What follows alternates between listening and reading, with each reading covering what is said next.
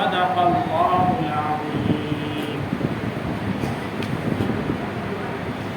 میرے محترم اور مکرم بزرگوں اور عزیز دوستوں اور پیارے بچوں،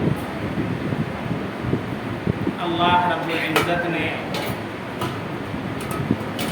ہمیں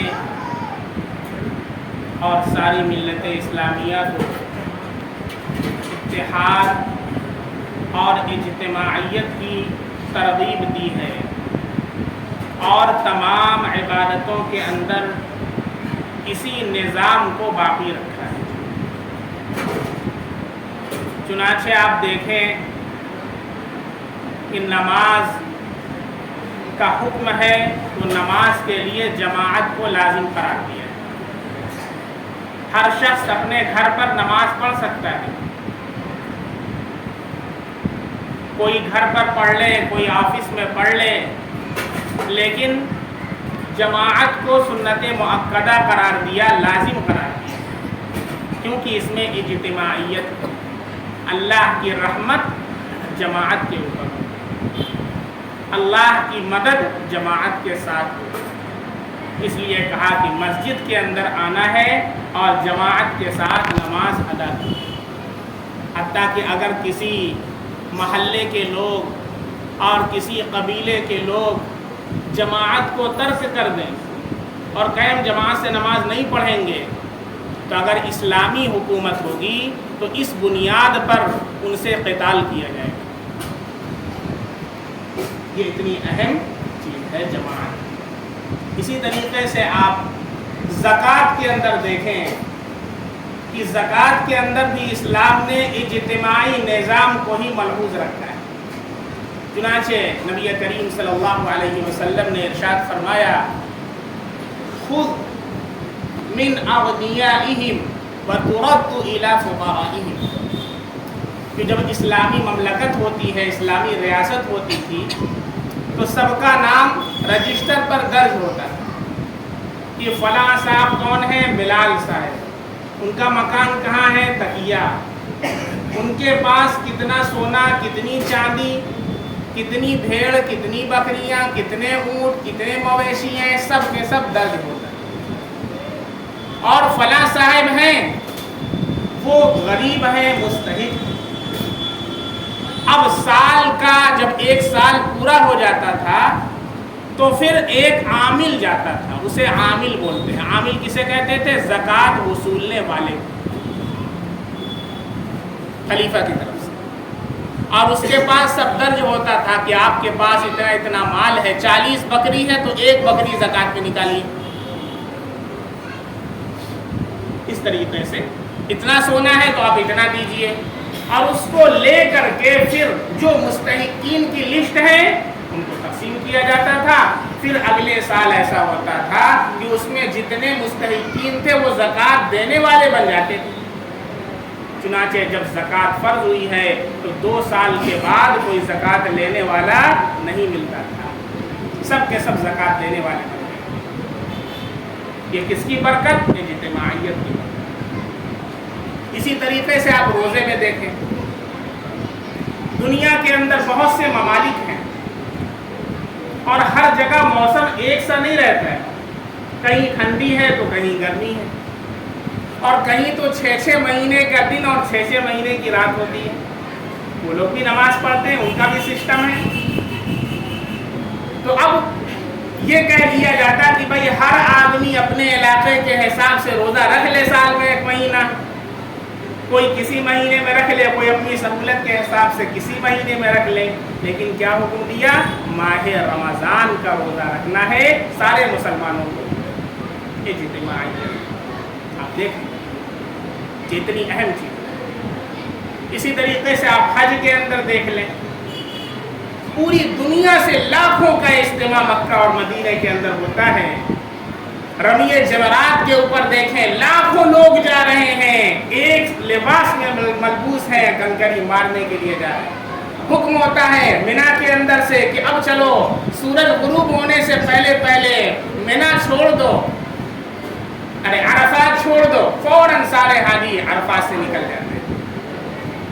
تو بھائی اتنے سارے لوگ ایک ساتھ جا رہے ہیں، اس میں پریشانی بھی ہو سکتی ہے، سب کو الگ الگ کر دیا جائے، کوئی فلاں ملک والے فلاں مہینے میں اپنا حج کر لیں اور فلاں والے فلاں میں کر لیں، نہیں ذی الحجہ میں کرنا ہے، دوسرے مہینے میں کریں گے حج نہیں ہوگا، سسٹم ہے، اجتماعیت ہے۔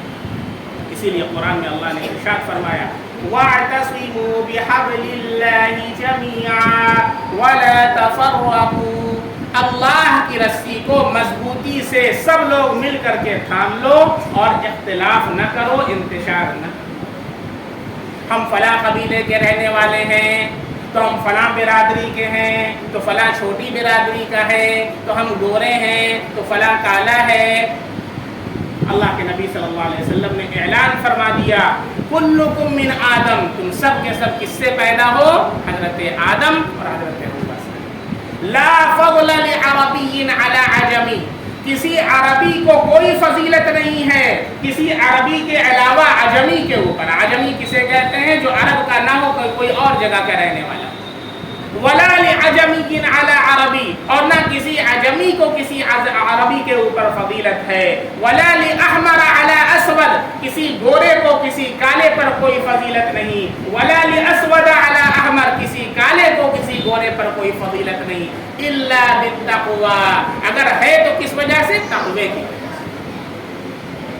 حسب نسب کی وجہ سے نہیں، تقوی کی وجہ سے ہے، اس کے دل کے اندر اللہ کا خوف ہے، اللہ کی خشیت ہے، تو وہ سب سے زیادہ اللہ کے نزدیک عظمت والا ہے۔ قرآن میں اللہ نے ارشاد فرما دیا ان اکرمکم عند اللہ اتقاکم، تم میں سب سے زیادہ عزت والا، تم میں سب سے زیادہ کرامت والا، تم میں سب سے زیادہ شرافت والا، تم میں سب سے زیادہ اہمیت والا وہ شخص ہے جو اللہ کے نزدیک سب سے زیادہ تقوی والا ہے۔ تو تقوی کو معیار بنائے۔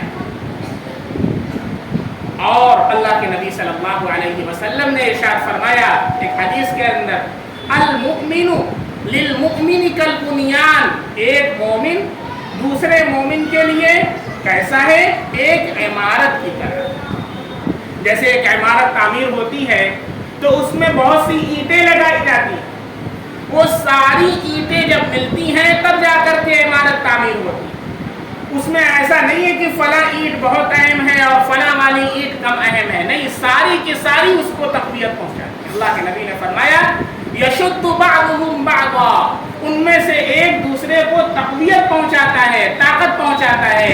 اللہ کے نبی صلی اللہ علیہ وسلم نے اپنی انگلیوں کو اس طرح کر کے بتایا وشبک اصابعہ، اس طرح کہ جس طریقے سے یہ انگلی سے انگلی کے اندر جڑ جاتی ہے، ایسے ہی اس دنیا میں رہنے والا کوئی بھی ایمان والا کہیں کا ہو، چاہے ایران کا ہو، جاپان کا ہو، نیپال کا ہو، ہندوستان کا ہو، عرب کا ہو، قزاقستان کا ہو، وہ سارے کے سارے ایمان کے رشتے سے بندھے ہوئے ہیں، اور یہ ایسا رشتہ ہے جو حسب نسب سے بڑھ کر ہے، جو ذات برادری سے بڑھ کر ہے، جو خون سے بھی بڑھ کر کے ہے، یہ ایمان کا رشتہ ہے۔ یہی وہ رشتہ تھا کہ بلال حبشی حبشہ کے رہنے والے کالے کلوٹے ہونٹ موٹے موٹے تھے، لیکن جب ایمان قبول کیا ہے خانہ کعبہ کی چھت پر چڑھ کر اذان دینے والے مؤذن رسول بنتے ہیں، اللہ کے نبی کے لیے مؤذن بنتے ہیں، مسجد نبوی میں اذان پکارتے تھے۔ اتنا بڑا مقام اللہ نے انہیں عطا فرمایا، کیا برادری کی وجہ سے، کیا نسب کی وجہ سے؟ نہیں، ایمان کی وجہ سے، تقوی کی۔ یہ ہے معیار۔ حدیث میں اللہ کے نبی صلی اللہ علیہ وسلم ارشاد فرماتے ہیں المسلم اخو المسلم، ایک مسلمان دوسرے مسلمان کا بھائی ہے، لا یظلمہ، وہ اس پر ظلم نہیں کرتا، ولا یسلمہ، اور اگر اس کو کسی پریشانی میں دیکھتا ہے تو اس کو دوسروں کے حوالے نہیں کرتا ہے بلکہ اس کی مدد کرتا ہے۔ اور فرمایا ومن کان فی حاجت اخیہ کان اللہ فی حاجتہ، جو اپنے بھائی کی مدد کے اندر لگا رہتا ہے اللہ اس کی مدد میں لگا رہتا ہے۔ آپ اپنے بھائی کی مدد کر رہے ہیں تو اللہ آپ کی مدد کرے گا۔ آپ اس کے احسان جتلانے کے لیے نہ کریں کہ آج آپ نے کیا اور کل آپ نے کہا یاد ہے ہم نے مدد کی تھی، تو پھر ایک حدیث میں اللہ کے نبی کا ارشاد ہے احسان جتلانے والا جنت میں داخل نہیں ہوگا، لا يدخل الجنت بخیل ولا منان، نہ تو بخیل داخل ہوگا نہ احسان کر کے جتلانے والا داخل ہوگا۔ اور پھر آگے اللہ کے نبی صلی اللہ علیہ وسلم نے ارشاد فرمایا وَمَنْ كَانَ فِي حَاجَةِ أَخِيهِ كَانَ اللَّهُ فِي حَاجَتِهِ، کہ جو اپنے بھائی کی مدد کرتا ہے اللہ اس کی مدد کرتا ہے۔ اور اللہ کے نبی صلی اللہ علیہ وسلم نے فرمایا کہ جو مسلمان اپنے کسی بھائی کی پردہ پوشی کرتا ہے وَمَنْ سَتَرَ مُسْلِمًا، اس کا کوئی عیب دیکھا اسے چھپا لیتا ہے، اس کو بیان نہیں کرتا، اس کو چھپا لیتا ہے، تو اللہ تعالیٰ کل قیامت کے دن سترہ اللہ یوم القیامہ، کل قیامت کے دن اللہ اس کے عیب پر پردہ ڈال دے گا اور اسے چھپا لے گا۔ یہ ہے حقیقی بھائی۔ آپ اپنے بھائی کو اگر دیکھیں کوئی عیب تو آپ محلے میں نہیں اعلان کریں گے، ایسے ہی اگر کسی مسلمان کا عیب دیکھیں تو اس کی عیب جوئی نہ کریں، اس پر پردہ ڈال دیں اور اس کو سمجھانے کی کوشش کریں۔ اور پھر فرمایا وَمَنْ فَرَّجَ عَنْ مُسْلِمٍ كُرْبَةً، جس نے اپنے مسلمان بھائی سے کسی پریشانی کو دور کیا فَرَّجَ اللَّهُ عَنْهُ كُرْبَةً مِّن كُرْبَاتِ يَوْمِ الْقِيَامَةِ، کل قیامت کے دن اللہ اس کی پریشانیوں میں سے ساری پریشانیوں کو دور فرما دے گا۔ یہ ہے اجتماعیت اور یہ ہے وحدت جو ایک ایمان کی وجہ سے ہے۔ اللہ رب العزت ہمیں اس وحدت کے اوپر جمع فرما دے، اور جب اس وحدت کے اوپر ہم تھے تو پھر ساری ملت اسلامیہ کے اندر ہماری ایک پکڑ تھی اور ایک دھاپ تھی، کوئی مسلمان کی طرف تیکھی نظر سے دیکھ نہیں سکتا۔ لیکن آج حالات یہ ہیں کہ آج ہم منتشر ہو گئے، ہم نے اپنی اپنی برادریاں تقسیم کر لی، ہم نے اپنے اپنے قبیلے بنا لیے، ہم نے اپنے اپنے فرقے بنا لیے۔ کیا ہوا؟ آج مسلمان گاجر و مولی کی طرح کاٹے جا رہے ہیں۔ آخر میں ایک بات کہہ کر کے رخصت ہونا چاہوں گا۔ حضرت شیخ الہند مولانا محمود حسن دیوبندی رحمۃ اللہ علیہ جو تحریک ریشمی رومال کے بانی تھے، مہاتما گاندھی کو مہاتما گاندھی کا خطاب دینے والے کوئی اور نہیں، شیخ الہند حضرت مولانا محمود حسن دیوبندی رحمۃ اللہ۔ یہ تاریخ بچوں کو بتانے کی ضرورت ہے، آج تاریخ کو مٹا دیا جا رہا ہے۔ شیخ الہند رحمۃ اللہ علیہ کو مالٹا کے جیل میں انگریزوں نے قید کر دیا، 3 سال وہاں قید رہے، 3 سال اذیت کے ساتھ رہے۔ پوری ایک لمبی داستان ہے کہ کیسے ان کی زندگی وہاں گزری۔ جب واپس وہاں سے آتے ہیں ممبئی ایئرپورٹ پر مہاتما گاندھی وغیرہ ان کے استقبال کے لیے پہنچتے ہیں، حضرت نے آ کر کے جو تقریر کی اس کے اندر 2 بات کہی، کہا مسلمانوں میں نے 3 سال جیل کی کوٹری میں قرآن کریم کی تفسیر لکھی، سوچیں جیل کے اندر بھی قرآن کا ترجمہ لکھ رہے ہیں۔ کہا کہ میں نے غور کیا کہ آج مسلمانوں کو کیوں تباہ و برباد کیا جا رہا ہے، کیوں انہیں گاجر و مولی کی طرح کاٹا جا رہا ہے، تو اللہ نے 2 وجوہات میرے دل کے اندر ڈالی۔ There are 2 reasons، 2 وجوہات ہیں جس کی وجہ سے آج مسلمان پسپا ہو رہے ہیں، جگہ جگہ انہیں تباہ و برباد کیا جا رہا ہے۔ سب سے پہلی وجہ ان کا قرآن کریم کو چھوڑ دینا، قرآن کریم کو ہم نے چھوڑ دیا ہے۔ آج کسی کے پاس قرآن کریم کو پڑھنے کے لیے، قرآن کریم کو سمجھنے کے لیے کوئی وقت نہیں۔ ہم ساری چیزوں کے لیے وقت نکالتے ہیں، نہانے کے لیے نکالتے ہیں، بریک فاسٹ کے لیے نکالتے ہیں، لنچ کے لیے نکالتے ہیں، دکان کا ہمارا ٹائم فکس ہے، پارٹی میں جانا ہے، ہر چیز کے ہمارے پاس وقت ہے۔ قرآن کے لیے کوئی ٹائمنگ بنایا 5 منٹ قرآن کے لیے نیت کریں، انشاءاللہ آج سے ہم 5 منٹ قرآن کے لیے دیں گے، 24 گھنٹے میں سے صرف 5 منٹ اس لیٹر کے لیے جو اللہ نے ہمارے لیے بھیجا ہے، اس کے لیے 5 منٹ ہم دیں۔ نہیں آتا نیت کریں، ہم سیکھیں گے انشاءاللہ، وقت لیں انشاءاللہ، نیت کر رہے حرفاً لفظاً بھی اور معناً بھی، تہجی حروف تہجی کے اعتبار سے بھی، اور اس کا کیا مطلب اللہ تعالیٰ بتا رہے ہیں اس کو بھی ہم سمجھیں گے۔ ایک چیز یہ، دوسری چیز کیا ہے، مسلمانوں کی آپسی خانہ جنگی اور انتشار، آپس میں لڑے چلے جائیں، یہ 2 وجوہات ہیں۔ اس لیے اتحاد اور اتفاق قائم کرنا ہے، آپس کے اختلاف کو ختم کرنا، اور رشتہ ایمان کی بنیاد پر ہمیں ایک دوسرے کے مسلمان کے بھائی کی مدد کرنا ہے اور دوسروں کے کام آنا ہے۔ اللہ رب العزت ہم سب کو ایمان رشتہ ایمان پر برقرار فرمائے، اور اللہ رب العزت ہمیں قرآن کریم کو سیکھنے اور اس کے پیغام کو پورے عالم میں پہنچانے کی توفیق عطا فرمائے۔ آمین۔ وآخر دعوانا الحمدللہ۔